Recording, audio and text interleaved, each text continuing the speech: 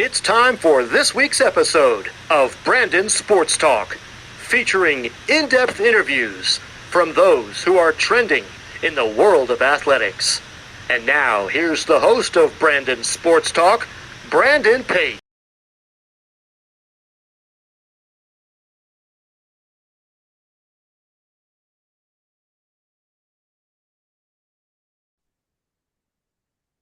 Welcome back to Brandon Sports Talk. In today's episode, I have the privilege of interviewing the Transylvania's head women's basketball coach, Coach Hannah Varel. How are you doing today? I'm good. How are you doing? Thanks for having me. Doing good. Can you talk about how you knew that you want to get started in coaching in college women's basketball? Yeah, I don't think I did at the start. So I kind of had a weird path into coaching. I'm from the St. Louis area originally, so I went to the University of Missouri. I played club basketball there, so kind of in between intramurals and actually playing on the team. So it was perfect for me. I got my master's in accounting there and then was fully set to go work in public accounting. So I worked there for 3 years in St. Louis. And during that time was helping out with my old high school team and just fell in love with being around the game again, coaching, player development, mentorship. So I, on a whim, found an assistant job at Hanover College in our league in the HCAC. So I spent 2 years there as an assistant and just fell in love with the coaching piece, the X's and O's, and every other thing that is filled within Division III. So during that time, we got to play Transy a lot because they're in our conference, and honestly got our butts beat quite a bit during that time. So I was able to come down.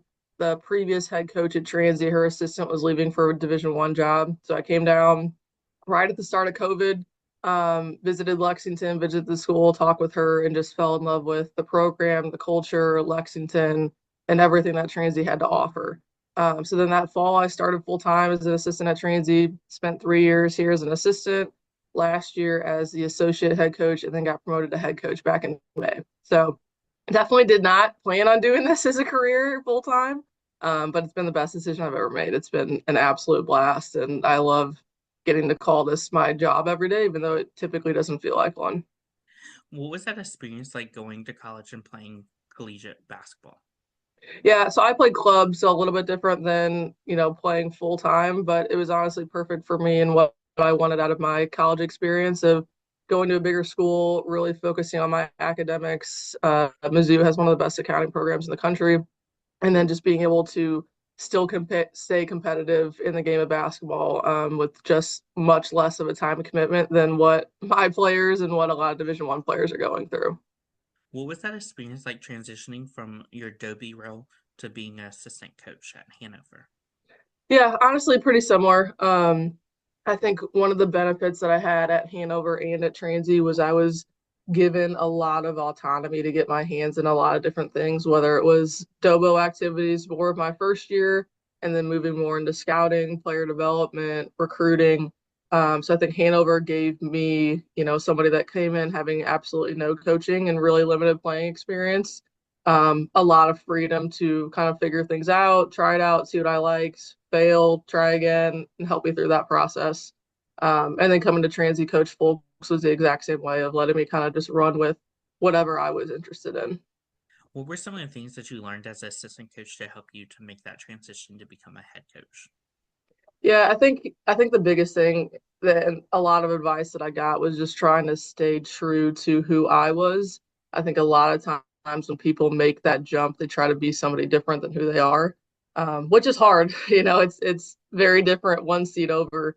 But I think trying to just stay true to who I am as a person and not change my personality too much to try to fit the role. And I think the other big thing is just having the relationships with all of the players here at Transy made that much more of a seamless transition because I knew who I was. We weren't coming in and overloading the system. We knew that what we did worked. So I think that trust made the transition a lot easier. When getting promoted to head coach, what was that feeling like taking over the program? Overwhelming for sure to start. But I think just really grateful that our athletic director at the time fully trusted me. Our head coach at the time fully trusted me to take over. And I tell everybody it wasn't, I had 24 hours to decide. These were conversations that we had had for the past 4 years while I was at Transy and really figuring out at the end of the year what my goals were and the next steps that I wanted to take. So I thought Coach Folks did an amazing job of mentoring me throughout my entire time here and helping me feel prepared to take over, this new role. We talk about once every 2 weeks, so she's still been a huge mentor for me through all of the ups and downs. And I think having an amazing athletic department, amazing athletic director and president that have really bought into what we're trying to do within our program and help me along the way as I figure out the ups and downs. For you, what was that feeling like stepping onto that court for the first time as head coach for Transy? It was exhausting. We played out in LA for our first tournament. So we had a red eye pretty much out in the morning at 6 a.m. So we were exhausted by the time the game started. But I think a good mix of nerves and excited. And honestly, once the game started, the feeling felt the exact same as it is an assistant. Now I just have a little bit more vocal presence in the game, but I think it goes back to Coach Folks and Coach Jones at Hanover giving me a lot of the same experiences that I had as an assistant. So I felt way more comfortable just moving one seat over. But really exciting. We came out with a win in the first game, which is always a good place to be. We've kind of been rolling ever since. During that first moment, what was that feeling like getting your first win as a head coach? Yeah, really exciting. I had a lot of my friends and family flew out to watch us play. The team was really excited. We had a lot of unknowns going into the season with a lot of graduation, a lot of turnover from player standpoint, from coaches standpoint. So I think to get that first one out of the way was just kind of a breath of fresh air that we can move forward into what we're trying to do. So yeah, it was really exciting. It was a really, really cool experience to have with this group. What does a typical game day look like for you as a coach versus for your athletes? Yeah, I mean, our athletes are in class all day, so nothing really changes for them unless we need to leave a little bit early for a game, an away game. For me, it honestly looks pretty similar. So Wednesday we had a game, we had a recruit on campus, we had a recruiting visit all morning. Usually the afternoon is spent rewatching a little bit of film to see if there's anything else I can catch my eye on. And I try to have a little bit of downtime before the game so I am not completely nervous wreck. Yeah, that's about it. It's pretty even keeled for us here. We try to keep the same consistency to have a lot of similarities from either game day practices, whatever it is. We want every day to feel the same. Can you talk about, of course, the culture that you've started to build for the program? Yeah, it's been up and down for sure. I think that was probably the biggest thing when I came in this year, having been at Transy for 4 years already. I probably spent less time in the summer working on culture than I should have. I think with the amount of turnover and change and new leaders and new personalities that we had, that was a big piece I think that we honestly had to work on in the fall. That was a little bit of a surprise to me that I should have been more prepared for. Um, but it's hard work. It's an everyday thing. It's not a one and done, talk shop and then everything's fixed. I think it's a day to day emphasis on what you want your program to be. So for us this year, we really focused on kind of three things: serving, whether that's serving each other, serving down, serving the Transy community, serving the Lexington community. Smile, have fun. At the end of the day, basketball is supposed to be fun. And I think with as long as our season gets and all of the ups and downs, it's hard sometimes to remember that basketball is a game. And then compete. We just need to come in every single day, regardless of what's going on in your life, what's going on in the last game, how you're playing individually, how much you're playing, and just come in and compete every single day. So I think for us, it's just a daily habitual process to get it to the level that we want it to be. Who are some of the teams in your conference that you compete against? Yeah, so we are one of two schools now in Kentucky in the Heartland Collegiate Athletic Conference, the HCAC. So we have us in Lexington, and then we just added Berea College this year. They're about 45 minutes south of us. So we're the two lone Kentucky schools, and then everybody else is in Indiana and Ohio. So we have Mount St. Joe in Cincinnati, Bluffton in Northern Ohio, and then five schools in Indiana. So right now we're sitting in first place in the league. Hanover and Mount, I believe, are tied for second. Typically, the teams that we're the most competitive with are those two. Franklin is definitely up and coming in the last couple of years. Their head coach has done a great job. But for the most part, Hanover and Mount, as of late, have been kind of the most competitive that we've seen in the conference championship and quarterfinals. What is that home game atmosphere like when teams like Hanover College comes to home versus going away to Rose? Yeah, it's amazing. I think that's one of the really great things about the success that we've had the last 5 to 7 years is I think Transy has become much more of a Lexington name versus UK right down the road. So I think the success that we've had the last couple of years in the NCAA tournament and the conference tournament at the national level has really promoted Transy as a whole. So I think anytime we're able to have a home game is really exciting for us. We haven't lost a home game in quite a few years at this point against the conference team. So we love playing at home. It's where we feel comfortable. It's where we feel the most confident. So we're super lucky to have a really great fan base that travels along with us. As a head coach, how do you keep that momentum of home field advantage? Yeah, I think it's just relying more on the day-to-day habits. Like for us, nothing should change whether we're playing at home or playing on the road in a really competitive environment. I think that's the part for us that's been exciting this year is we've really competed well on the road. We beat Hanover on the road in a tough environment, beat Mount on the road in a tough environment. So I think that's exciting for us to know. A lot of that just comes with confidence too, of knowing we can compete at this level, and we have for the last 5 to 6 years. So I think just trying to keep the consistency and the day-to-day habits the same. So far as head coach, what have been some of your biggest accomplishments? Yeah, I think we're still working on it. I mean, I think sitting at first in the league is the most exciting part for sure. We had a really really tough non-conference schedule of flying out to LA. We split games there. We came back. We beat DePaul at home, which is a huge top 25 win at the time. Went out to WashU, played two really tough teams out there and split. So I think the biggest accomplishment so far, I think, has been the team continuing to buy into the culture, continuing to buy into the day to day, serve, smile, compete. The season I think could have gone a lot of different ways after we had lost a couple tough non-conference games, but they continue to buy in, continue to show up, and I think it's put us in a really good position to now sit in first place in the league and a really exciting 3 to 4 weeks ahead for us. What does that recruitment process look like for prospective student athletes? And as head coach, what do you look at in them? Yeah, so for us, we're just now finishing up our 2025 class. We'll really start with our 2026s in the spring. So usually about the end of their junior year in high school is when we start really heavily recruiting of going out to AAU tournaments, going out to high school games, watching people. We host quite a few team camps and Nike camps in the summer, which has brought in a ton of recruits for us over the years to just be able to start building that relationship early.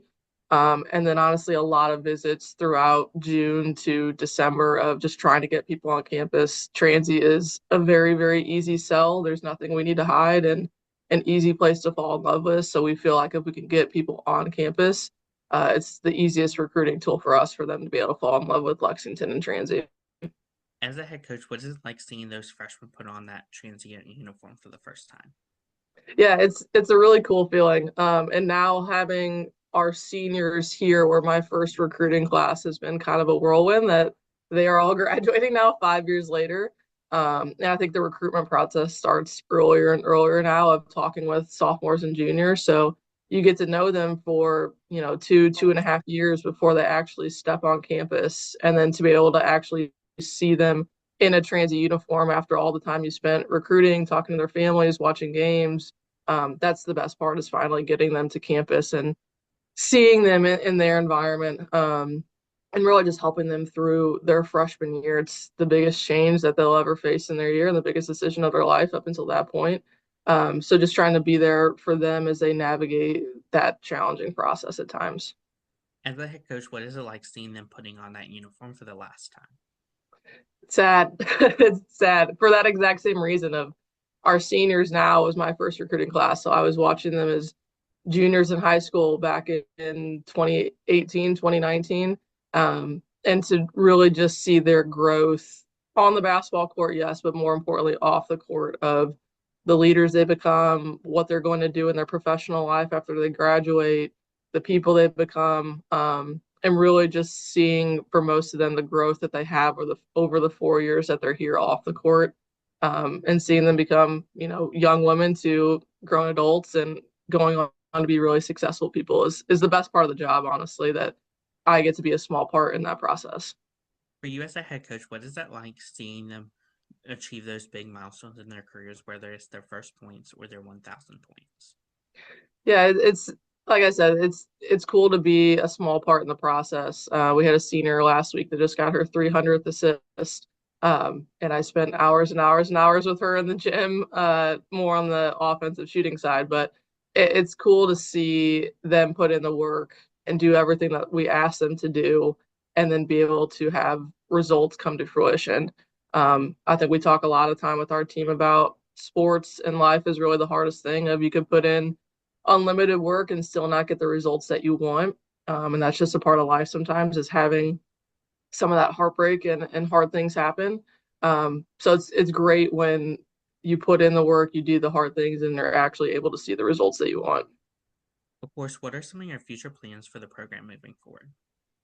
Yeah, I think it's really trying to continue from a basketball X's and O's perspective, keep us at the national level of college women's basketball. I think now having a taste of what the standards require and the players that we need and the leaders that we need and the work that it's going to take, just continuing to keep Transy at the forefront of Division III women's basketball.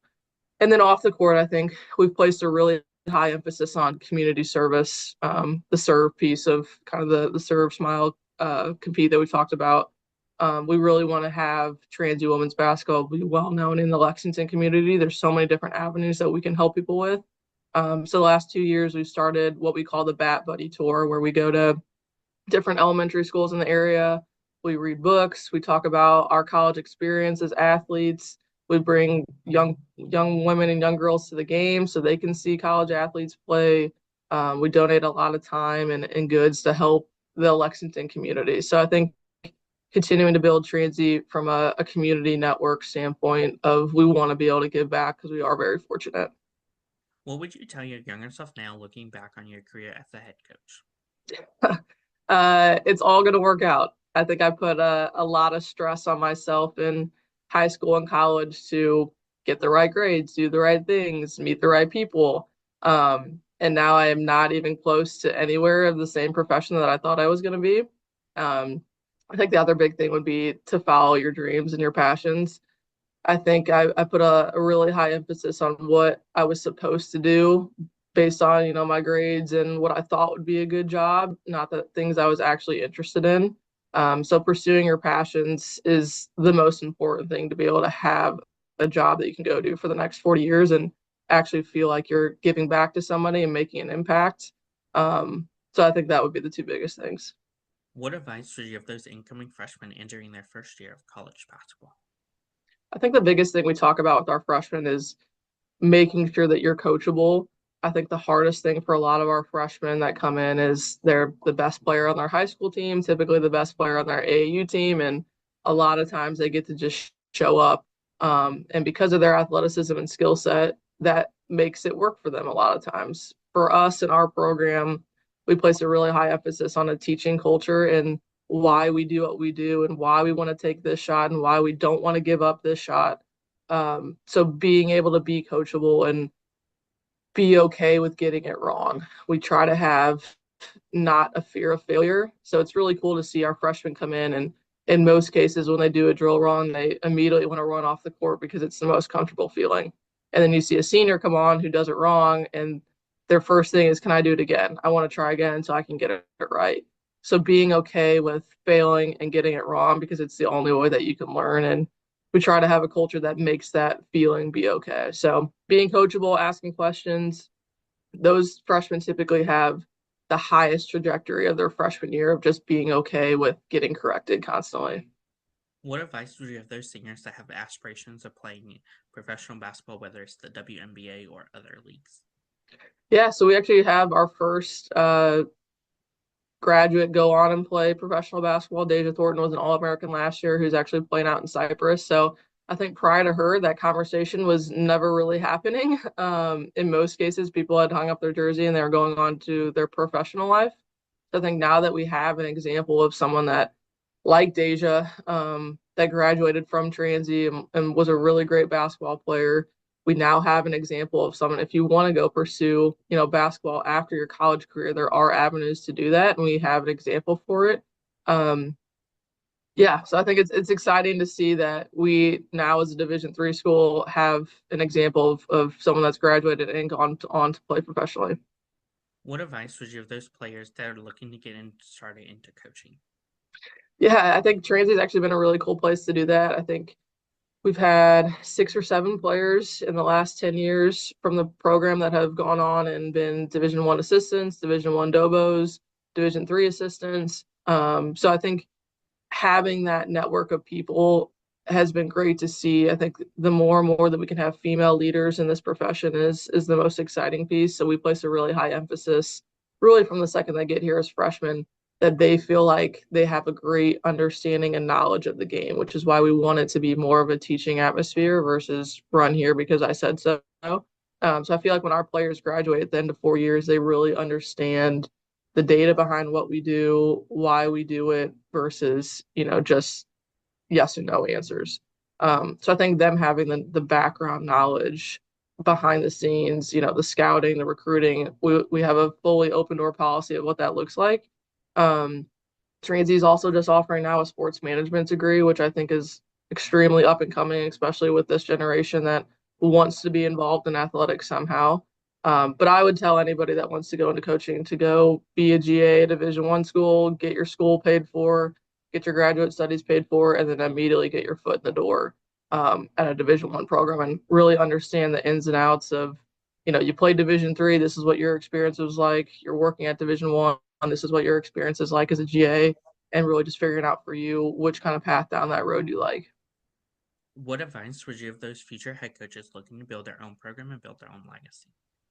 Yeah, I think it's the advice that I got of just be yourself at the end of the day. The relationships is the most important piece, and they will know if you're not being yourself. So coming in every day and not letting the additional stresses and other things that you have to deal with of moving one seat over to be a head coach change who you are as a person, which is really hard. There's a lot more things that I had no idea about moving one seat over. So I think the relationship piece is the biggest piece that changes when you move from an assistant to a head coach, which is just naturally, I think, a part of the job. So giving extra effort and attention to making sure that you have the relationship, you have the trust, and I think that makes being yourself a lot easier. That's great advice. Where can my listeners find you on social media along with the program at? Yeah, so you can follow Transy Women's Basketball at TUWBX.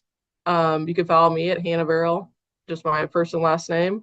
All of our Transy stuff is online. If you just search Transy Women's Basketball, we are home away the next 2 games, and then home the 2 games after that, and then hopefully hosting our conference tournament. So Thank you again, Coach Hannah Varel, for your interview and best of luck in your future at Transylvania as the head women's basketball coach. thank you so much for having me. I appreciate it. You can find Brandon Sports Talk on Instagram at Brandon Sports Talk, Twitter at Talk_Brandon, and you can find me on YouTube at Brandon Sports Talk. Don't forget to like, comment, and subscribe. Thank you again, Coach, for your interview and best of luck in your future. Thank you. You've been watching Brandon Sports Talk. Please feel free to like, share, and subscribe to Brandon Sports Talk on social media and on YouTube.